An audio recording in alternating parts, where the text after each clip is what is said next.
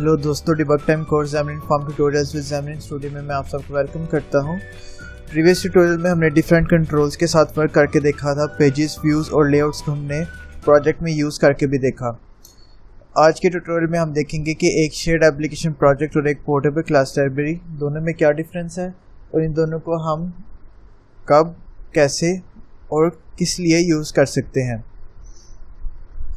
Shared application project का concept सबसे पहले यूनिवर्सल विंडोज़ प्लेटफॉर्म पे शो हुआ। माइक्रोसॉफ्ट को इस चीज़ की ज़रूरत पेश हुई कि उनके डिफरेंट प्लेटफॉर्म्स के लिए उन्हें एक सिंगल शेयर्ड कोड बेस की ज़रूरत थी। जैसे कि उन्हें एक ही कोड उन्हें बार बार लिखना पड़ रहा था, विंडोज़ के लिए भी, विंडोज़ फ़ोन के लिए भी और टैबलेट्स के लिए भी। इसके हल के लिए उन्होंने ये कंसेप्ट एक निकाला जिसका नाम था शेयर्ड एप्लीकेशन प्रोजेक्ट, जिसके ज़रिए आप जो कॉमन कोड है तीनों प्लेटफॉर्म्स के लिए, विंडोज़ फ़ोन, टैबलेट्स वगैरह, इनके लिए कॉमन कोड आप सिर्फ एक शेयर्ड प्रोजेक्ट में आप कर सकते थे और जो डिफरेंट कोड था उसके लिए आप कंपाइलर डायरेक्टिव्स वगैरह यूज़ कर लेते थे। तो अब आप शेयर्ड एप्लीकेशन प्रोजेक्ट के ज़रिए ना सिर्फ शेयर्ड कोड बल्कि शेयर्ड यूआई भी आप डिज़ाइन कर सकते हैं। एक शेयर्ड एप्लीकेशन प्रोजेक्ट में जब आप ज़ैमरिन स्टूडियो में डेवलपमेंट करते हैं तो आपके पास बेसिकली प्लेटफॉर्म्स होते हैं iOS और एंड्रॉयड। अगर आप विजुअल स्टूडियो यूज़ कर रहे हैं तो आपके पास Windows phone, universal Windows platform और सिर्फ विंडोज़ की भी ऑप्शन मौजूद होती है। अब इस शेयर्ड एप्लीकेशन प्रोजेक्ट में जो कि कॉमन कोड है वो आपका आ जाता है एक शेयर्ड प्रोजेक्ट में, और जो आपका कोड डिफरेंट होता है तीनों प्लेटफॉर्म्स के लिए, उसके लिए आप कर लेते हैं कंपाइलर डायरेक्टिव्स यूज़। अब ये शेयर्ड एप्लीकेशन प्रोजेक्ट की जो अप्रोच थी ये अर्ली वर्जन्स ऑफ ज़ैमरिन फॉर्म्स में यूज़ की जाती थी। जब ज़ैमरिन फॉर्म्स अपनी इनिशियल स्टेजेस में था तब लोग यूआई और कोड को शेयर करने के लिए शेयर्ड एप्लीकेशन प्रोजेक्ट या सिंपल SAP यूज़ करते थे। इसके ज़रिए आपको क्या फ़ायदा होता था कि जो आपका कॉमन कोड है वो सिर्फ एक जगह मौजूद है, आपको उसकी डुप्लीकेशन हर प्लेटफॉर्म के लिए नहीं करनी पड़ रही, और जो आपका शेयर्ड यूआई है उसके लिए भी एक कॉमन कोड मौजूद है। जो डिफरेंट कोड है उसके लिए आप कंपाइलर डायरेक्टिव्स यूज़ कर लेते थे। अब जब आप एक शेयर्ड एप्लीकेशन प्रोजेक्ट का सोल्यूशन क्रिएट करते हैं तो आपके पास टोटल 3 प्रोजेक्ट्स बनते हैं, जिनमें एक होता है SAP या शेयर्ड एप्लीकेशन प्रोजेक्ट का, बाकी 2 प्लेटफॉर्म स्पेसिफिक यानी एंड्रॉयड और iOS के होते हैं। लेकिन जब आप एक शेयर्ड एप्लीकेशन प्रोजेक्ट को एक्सपेंड करते हैं तो उसमें एक सिर्फ सिंगल क्लास मौजूद है, जैसा कि हम अभी डेमो में भी देखेंगे। इसी तरह प्लेटफॉर्म स्पेसिफिक कोड जो है आप कंपाइलर डायरेक्टिव्स, जो कि अगर आप iOS के लिए करना चाहते हैं तो #iOS, इस तरह अगर एंड्रॉयड के लिए करना चाहते हैं तो #Android, आपके पास काफ़ी ऑप्शंस मौजूद हैं। अगर विजुअल स्टूडियो यूज़ कर रहे हैं तो उसमें #Windows Phone, #Windows वगैरह की भी कंपाइलर डायरेक्टिव्स मौजूद हैं। बेसिकली जब आप एक शेयर्ड एप्लीकेशन प्रोजेक्ट क्रिएट करते हैं तो आपकी जो कॉमन फाइल्स हैं वो हर प्रोजेक्ट के लिए कॉपी की जाती हैं, और जब आप उस स्पेसिफिक प्रोजेक्ट को रन करते हैं तो आपकी वो जो कॉमन कोड फाइल है वो आपकी उस प्लेटफॉर्म के साथ कंपाइल होती है, यानी आपकी जितने प्लेटफॉर्म्स हैं आपकी वो फाइल उन दफ़ा कंपाइल होगी।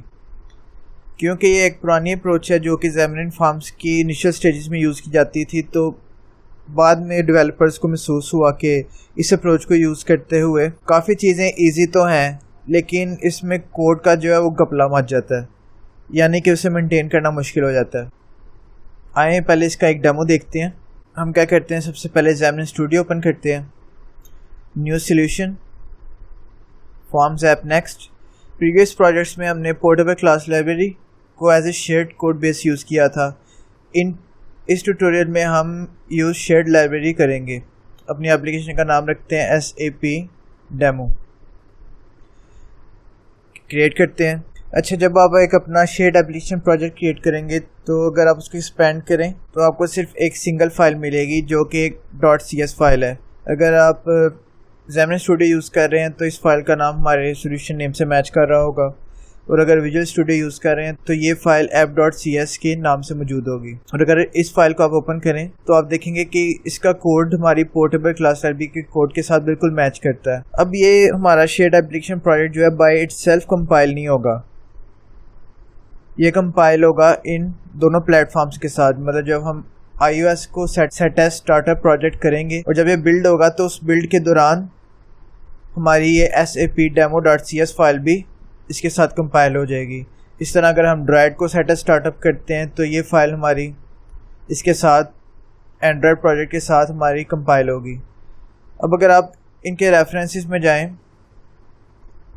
तो आप देखेंगे कि ये हमारी SAP डेमो फाइल, जिस तरह हमारी एक पोर्टेबल क्लास लाइब्रेरी रेफरेंस हो रही होती है, उसी तरह हमारी एक शेयर्ड एप्लीकेशन प्रोजेक्ट,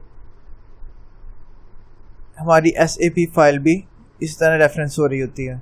लेकिन क्योंकि एक पोर्टेबल क्लास लाइब्रेरी की DLL बन जाती है तो वो रेफरेंसेस में एक DLL की फॉर्म में रेफरेंस होती है। अगर आप अपने शेयर्ड एप्लीकेशन प्रोजेक्ट पे राइट क्लिक करें और ऑप्शंस में जाएं तो आप देखेंगे कि इधर बिल्ड में कंपाइल की ऑप्शन कोई नहीं है। मतलब ये सिर्फ ये बताने के लिए था कि आपकी जो शेयर्ड एप्लीकेशन प्रोजेक्ट फाइल जो है वो आपकी बाय इटसेल्फ कंपाइल नहीं होती, बल्कि प्लेटफॉर्म्स के साथ कंपाइल होती है, जबकि पोर्टेबल क्लास लाइब्रेरी के केस में डिफरेंट है। क्योंकि एक शेयर्ड एप्लीकेशन प्रोजेक्ट और एक पोर्टेबल क्लास लाइब्रेरी में कोई डिफरेंस नहीं है, तो इसमें आप उसी तरह मतलब कंटेंट पेजेस, XAML पेजेस वगैरह सब कुछ यूज़ कर सकते हैं। फॉर्म्स इस तरह content page, my page, hello content page.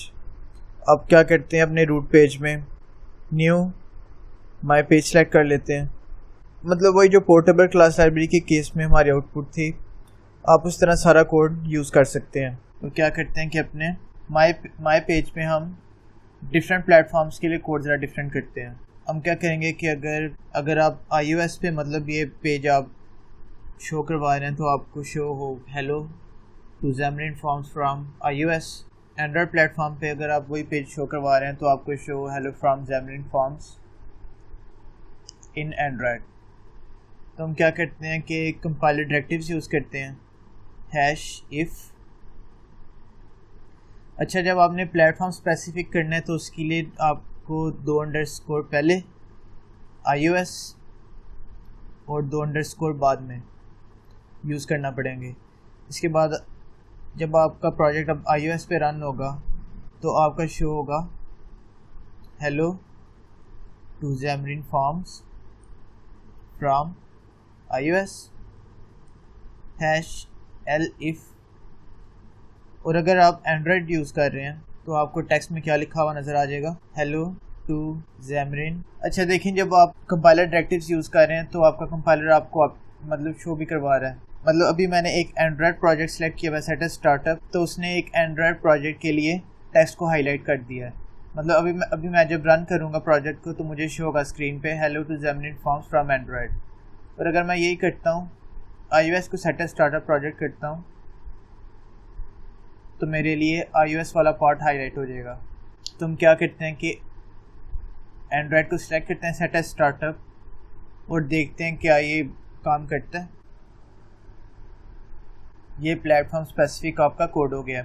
इसी तरह सिर्फ आप एक सिंगल लाइन नहीं बल्कि एक पूरा ब्लॉक ऑफ कोड, कोई मेथड, आप किसी भी ब्लॉक ऑफ कोड के दरमियान आप कंपाइलर डायरेक्टिव्स यूज़ कर सकते। अब यही सेम आउटपुट हम iOS के केस में देखते हैं। सेट स्टार्टअप रन करते हैं और हमें iOS के केस में hello to Xamarin Forms from iOS screen पे डिस्प्ले हो गया। उम्मीद है कि आपको एक शेयर्ड एप्लीकेशन प्रोजेक्ट के बारे में समझ आ गई होगी। अगर आप एक शेयर्ड एप्लीकेशन प्रोजेक्ट के बारे में डिटेल में स्टडी करना चाहते हैं तो आप Xamarin Forms की ऑनलाइन डॉक्यूमेंटेशन या Xamarin के ब्लॉग्स में आप वो इन्फॉर्मेशन स्टडी कर सकते हैं।